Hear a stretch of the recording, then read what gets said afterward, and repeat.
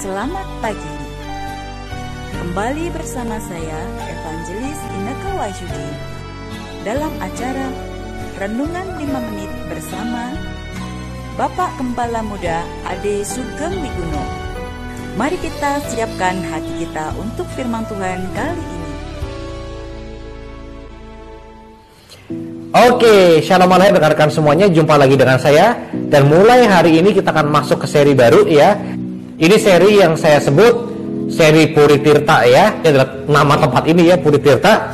Nah rekan-rekan, pada hari ini, mulai hari ini kita akan mulai membahas agak dalam mengenai teologia ya. Jadi teologia itu adalah bahasa Yunani, seperti yang mungkin Anda udah tahu ya. Theo atau Theos itu artinya Elohim, Tuhan. Logi itu artinya adalah ilmu ya, atau cara berpikir. Jadi teologia adalah ilmu yang mempelajari cara memahami Tuhan. Tentunya nggak ada manusia yang bisa memahami Tuhan sepenuhnya, tapi minimal ini adalah sebuah upaya kita untuk lebih mengenal karakter daripada Tuhan. Karena banyak orang yang jago teologia tapi nggak mudeng sama sekali, nggak tahu isi hatinya Tuhan ya, nggak tahu isi hatinya Elohim.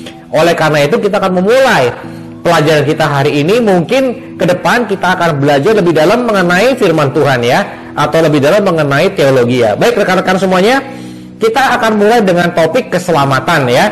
Ada banyak dari antara kita yang rupanya kekristenannya itu masih tercampur dengan adat atau dengan filosofi lain. Misalnya, nggak sedikit saya dengar ada orang yang mengatakan atau mengambil istilah, ya Pak, surga kan di bawah telapak kaki ibu. Nah, dalam firman Tuhan kita iman sebagai seorang Kristen atau Nasrani atau Mesianik, tidak ada keselamatan di bawah kaki ibu Anda atau ibu saya atau ibu kita Kartini atau ibu yang lain-lainnya. Nggak ada, karena di bawah kolong langit ini hanya ada satu nama yang kita bisa beroleh keselamatan, yaitu nama Yeshua HaMashiach. That's right.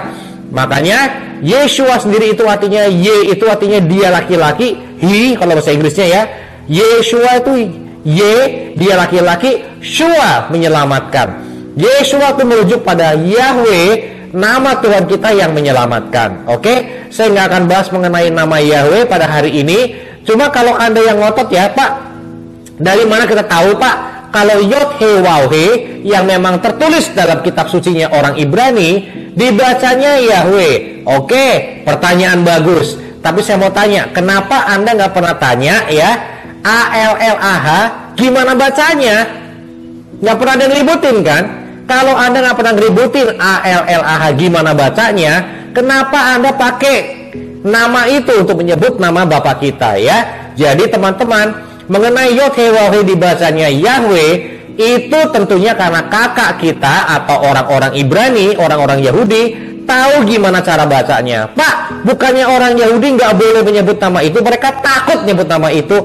Itu adalah kebohongan yang terus digaungkan oleh orang-orang yang saya nggak tahu siapa. Tapi yang pasti rekan-rekan, bahkan lagu rohani Ibrani pun menyebut nama Yahweh ya. Yang nggak boleh itu menyebut nama kudus itu untuk diolok-olok atau di luar tempat ibadah. Jadi orang Yahudi tahu nggak cara nyebut nama Yod He Waw He? Tentu mereka tahu, dan dibacanya adalah Yahweh. Oke, kembali lagi soal keselamatan. Kenapa sih kita butuh diselamatkan? Jawabannya adalah karena semua orang telah berbuat dosa dan telah kehilangan kemuliaan Elohim. Nah, apa itu kemuliaan Elohim? Kemuliaan Elohim adalah hidup. Kita bacakan ayatnya dari surat Roma pasal 3 ayat ke-23 dan 24. Karena semua orang telah berbuat dosa dan telah kehilangan kemuliaan Elohim. Nah, kemuliaan Elohim yang paling penting adalah apa? Adalah hidup kekal. Jadi pada waktu manusia diciptakan, Adam, Hawa, pada waktu mereka diciptakan belum mengenal dosa, mereka nggak dituliskan berapa lama mereka hidup ya. Sampai kitab Kejadian pasal kedua, pasal ketiga, itu nggak dituliskan berapa lama. Tapi yang pasti manusia baru mengenal mati pada waktu manusia berdosa, yaitu pada waktu Adam dan Hawa melawan kehendak Bapa Yahweh, di mana Bapa Yahweh berkata, semua yang ada di kebun ini boleh kamu makan buahnya, kecuali yang satu itu. Jadi kadang-kadang kalau ada orang ngomong ya, kenapa kok Tuhan itu menyembunyikan satu itu dilarang? Jangan fokus pada satu larangan. Yang lainnya semua kan boleh dimakan.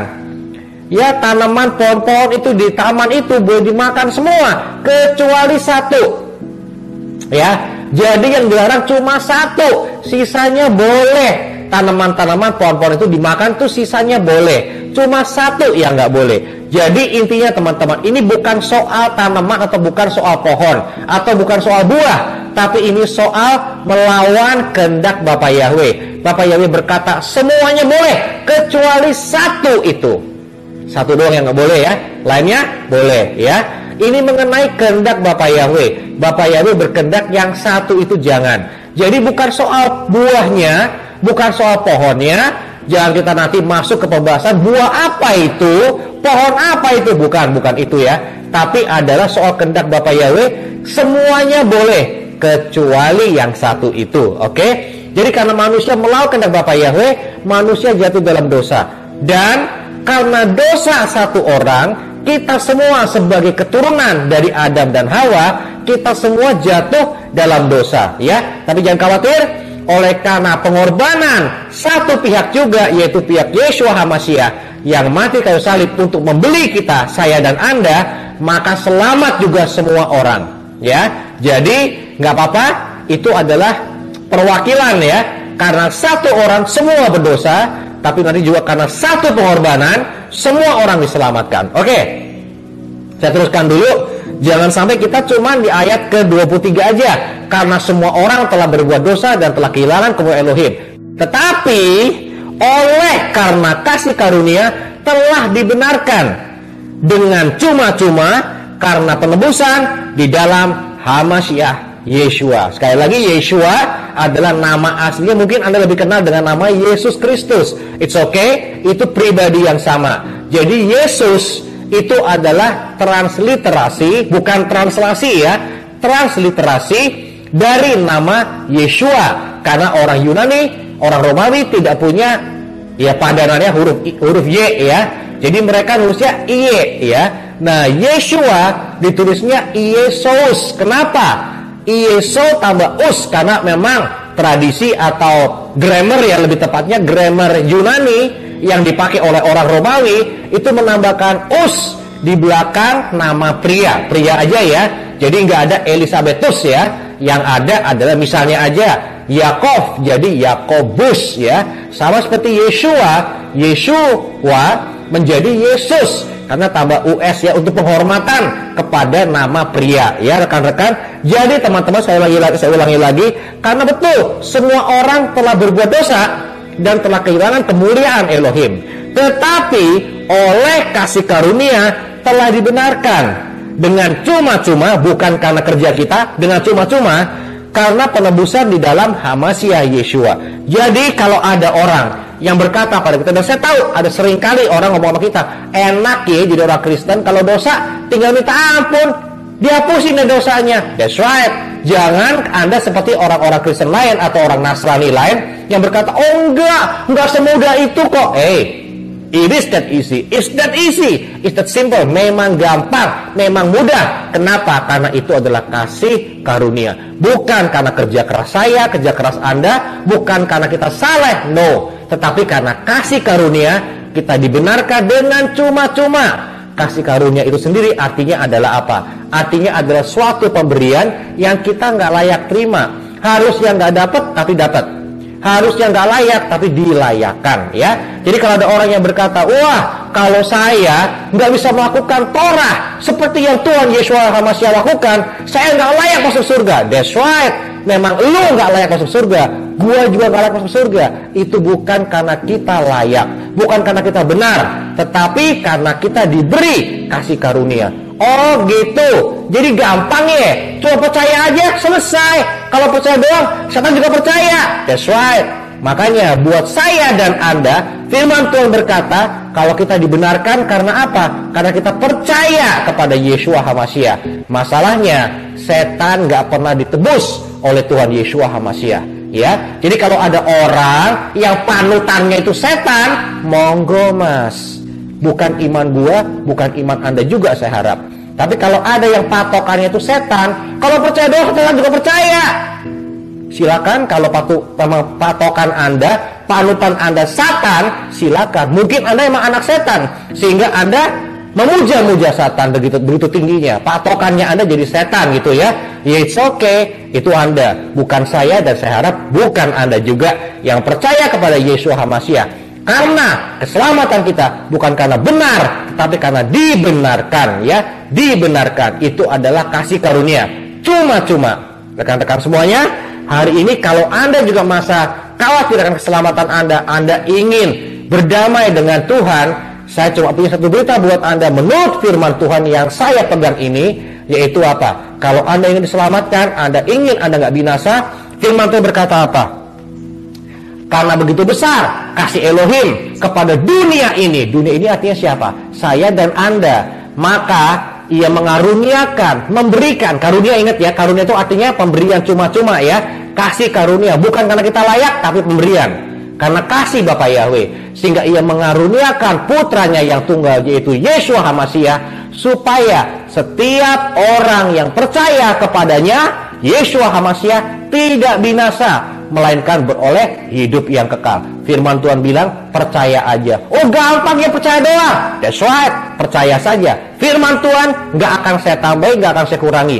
Apapun kepercayaan Anda saat ini, firman Tuhan, firman Devar Elohim, Bapa Yahweh Besem Yeshua HaMashiach berkata, barang siapa yang percaya kepada Yeshua HaMashiach, Putra Elohim, tidak binasa, melainkan beroleh hidup yang kekal. Syaratnya apa? Apa yang harus Anda lakukan?